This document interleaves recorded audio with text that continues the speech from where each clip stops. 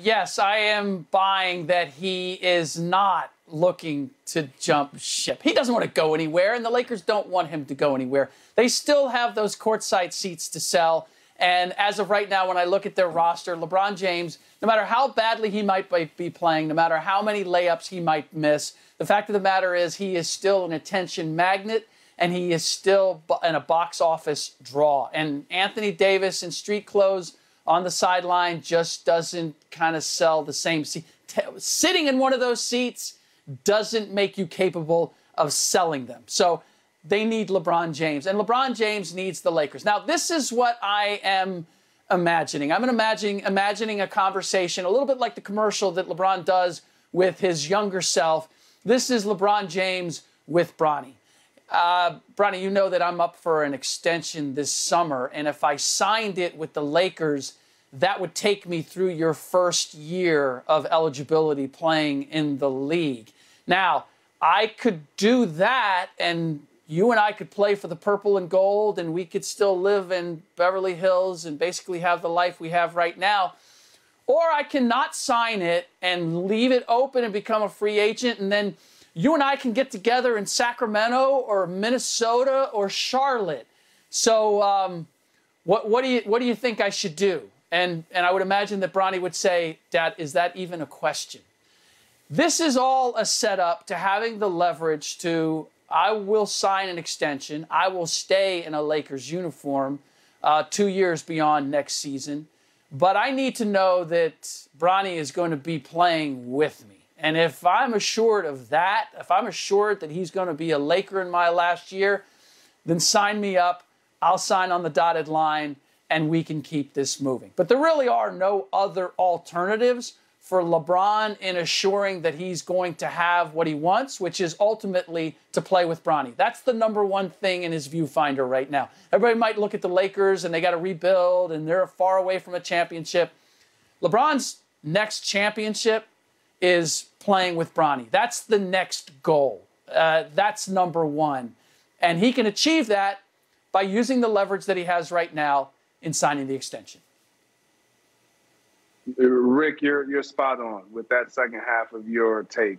For me, it's all about his younger son, his eldest, Bronny James, and his future. And even currently right now, like, why would LeBron James go anywhere? His son is still playing in high school. He has access to all his games. He can go and come as he pleases. Everything is laid up for him to win and him to be successful and him to parent and him to be a celebrated son in his high school career until he makes that transition. But you talk about leverage, and leverage is so important, and it has changed in the world of sport. And LeBron James has been one of the catalysts behind all of that. And when you talk about a guy who has the leverage to make a claim, to make a statement and ask like that, it is a guy like LeBron James because of all that he will bring from a box office, a revenue standpoint to any place that he decides to go, which is why the Lakers aren't going to let him go. And he doesn't want to go anywhere because he's the main attraction. It doesn't matter what his play will look like. He will forever be the main attraction in this league until somebody just comes and blows that out of the water.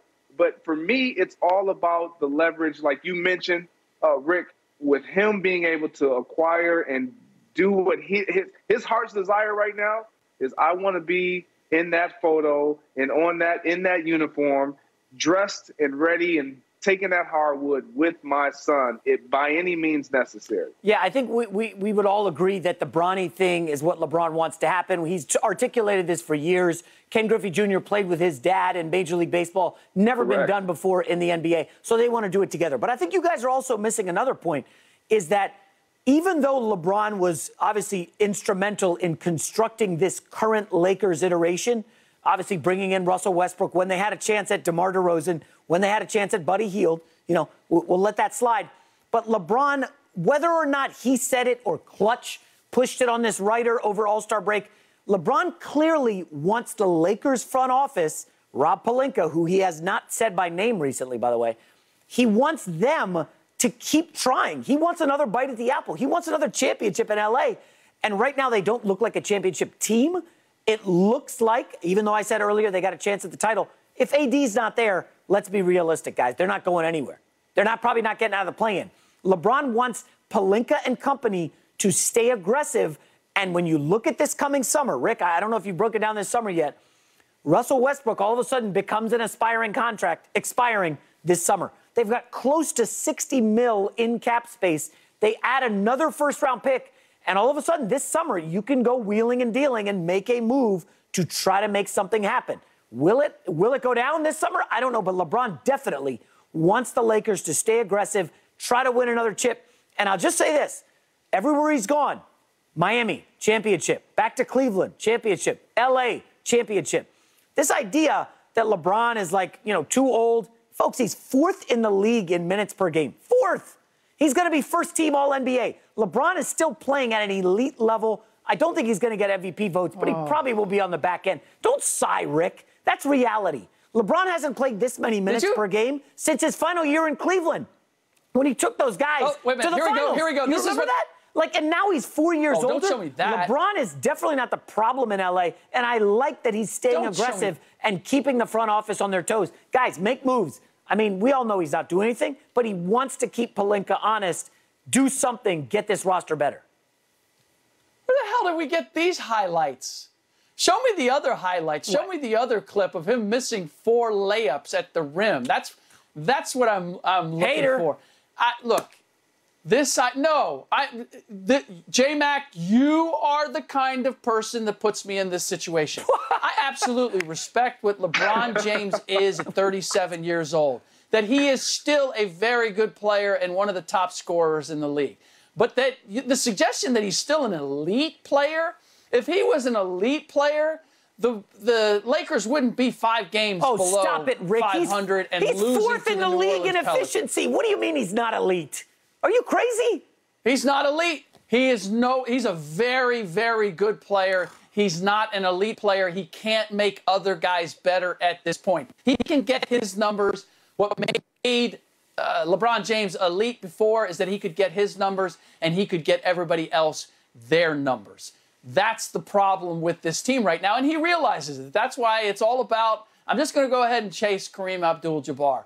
I'm okay with only having 3 assists and 7 turnovers against the New Orleans Pelicans, even though there was no way in hell we were going to beat them with me playing that way. But I digress. Here's the reality, is that I often don't believe a lot of what LeBron says. I don't believe it was by accident that he mentioned that he would be willing to go back to Cleveland. I don't think he really wants to go back to Cleveland. I think that was a leverage play to say, Lakers, don't count your chickens before they're hatched. I don't assume that I am staying in LA. I could leave. Just watch me. I'm going to float that idea. I also don't believe that he and Rob Pelinka, no matter what Rich Paul or LeBron or anybody else says, that they're simpatico and singing Kumbaya and that he's excited and enthralled with the job that Rob Pelinka has done. I don't think it's by accident that he mentioned Les Snead getting rid of picks or complimented Sam Presti. I don't think any of that is by accident or is being taken out of context. But there is one thing that I do believe when it comes to LeBron James. I do believe that he wants to be the dad that his dad was not to him. I believe that's what he wants to be. I believe that family is very important to him. And so, to Greg's point, the opportunity to go to Bronny's games, if he's playing anywhere else, now he's the absentee father that his dad was by virtue of he's got to be doing his job someplace else. He's got to look at, he's going to relocate the family for a year or two in Sacramento or Charlotte. No chance. He went to LA not to win champions, J-Mac. He went there to start Spring Hill, his entertainment development he went there to make a movie. Production